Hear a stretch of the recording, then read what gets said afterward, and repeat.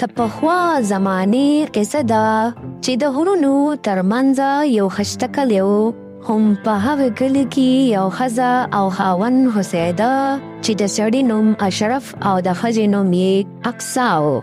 اشرف ډېر کمعقل او ډېر بېوقوفه و. هر وخت په یې غټې غټې منصوبې جوړولې. یا ښځې زه اصل کې د دې کلي مشر یم، خو دا خلک ډېر بېوقوفه دی، نو دوی اوس بل مشر هم نه پېژني. یې سړیه د ماشومان عادتونه مه کوه، ورشه لاړ شه او ځانه څه کار روزګار وکړه، ځانه څه روزي پیدا کړه. د ښځې د دې خبرو سره اشرف د کوره رابهر شو او دا سوچ یې وکړو. زما دا ښځه خو ماته په مخ لګیا وي چې ته ځانه څه کاروبار وګوره او هغه کوه، خو زه هم چې ځانه څه کاروبار وګورم چې د دې ښځو د تارونه خلاص شم. خو اشرف چې به کله هم بازار ته راغلی په کار پسې، نو ورپسې خلکو به خاندل او دا خبرې به یې کولې. دا روان سړی چې دی د ده نوم اشرف دی او دی وایي چې زه د دې کلي مشر یم. همدغه شانتي اشرف په خپل کلي کې دومره مشهور و چې د کلي خلکو به دې ولیدو نو ورپسې ډېر خاندل به او د ده به یې ډېر مذاق وړاوهلو.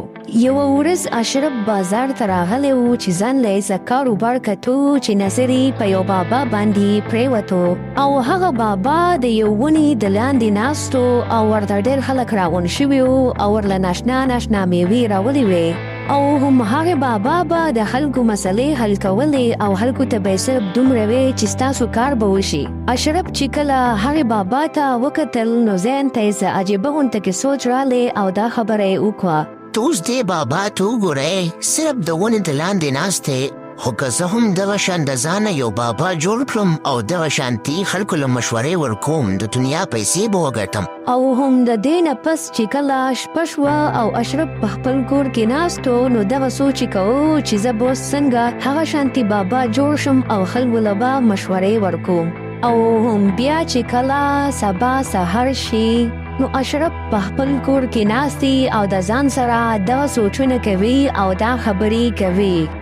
په دې کلي کې خو زه بابا نشم جوړېدی، ولې چې په ما پسې خو ټول خلک خاندي، خو که زه دې خواته کلي ته لاړم او هلته مې د ځانه بابا جوړ کړو نو څوک په رمنې پوه هم نشي او زما کار به هم روان شي. همدغه شانتي اشرف په سفر روان شي او خپل کلی پرېږدي او د دوی د کلي سره یو خواته کلي وي او هغې ته روان شي. او هم بیا چې کله اشرف هغې کلي ته راورسي نو د یو ونې د لاندې کښېني او دا خبرې د ځان سره کوي. زه یم اشرف بابا. د اشرف دا اوازونه یو سړی واوري نو هغه سړی راشي او د اشرف خواته حاضر شي او ورته دا خبره وکړي. بابا جی زما یو بیزه ورکه شوې ده. اشرف چې د دغه سړي دا خبرې واوري نو د ځان سره وخاندي او ورته دا خبره وکړي. بچې ستا بیزه سپینه وه او د هغې څلور شپې وې. او بابا جی سپینه بیزه وه او د هغې څلور شپې وې، تاسو ته څنګه پته ولګېده؟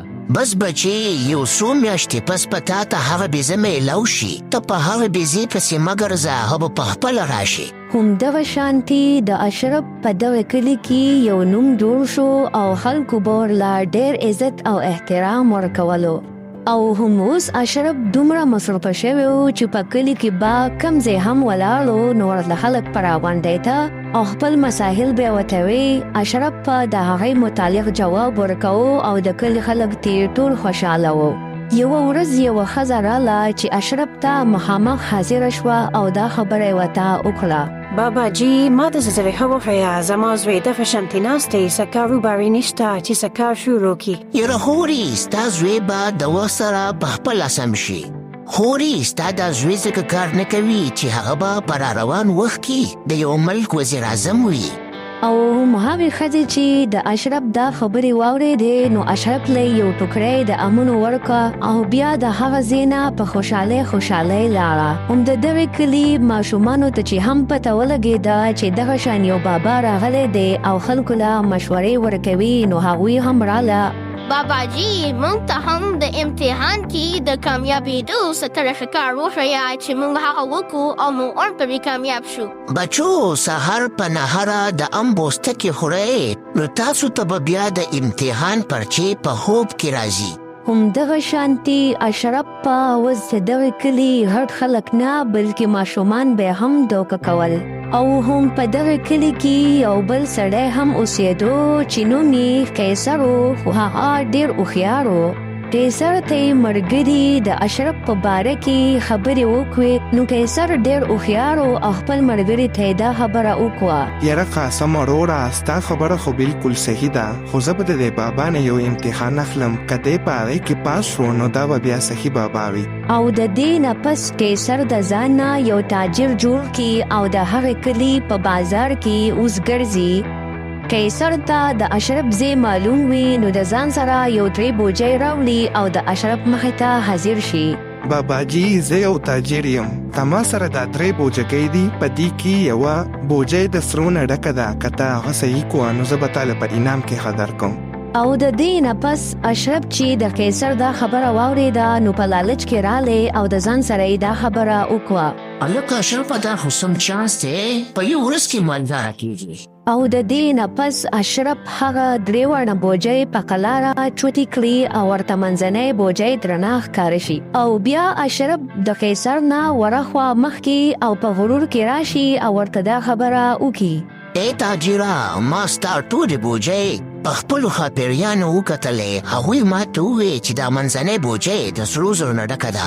خو قیصر ډېر هوښیار وي، په هغه منځنۍ بوجۍ کې ورته کاڼي بند کړي وي. کله چې هغه کولو کې نو د کلي ټول خلک په اشرف پسې ډېر وخاندي او اوس کلي ولې ته ټول حقیقت د اشرف ښکاره شي.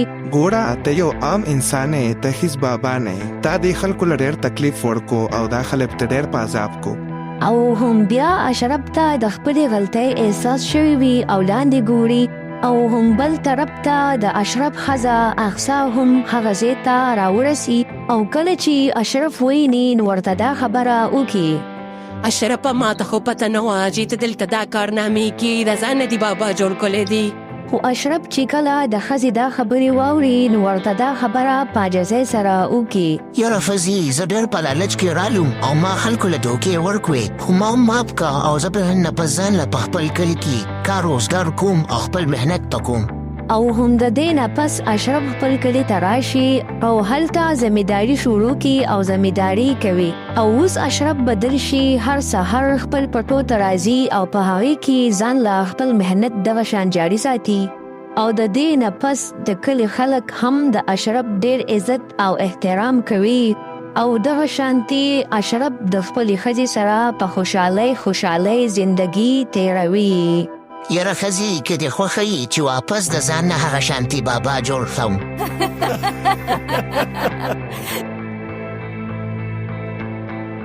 نو زما خوږو ماشومانو، که تاسو هم زموږ په چینل باندې نوي یې نو زموږ چینل ورسره سبسکرایب کړئ، دا ویډیو لایک کړئ او یو ښکلی کمنټ وکړئ. ستاسو د مینې یو جهان مننه.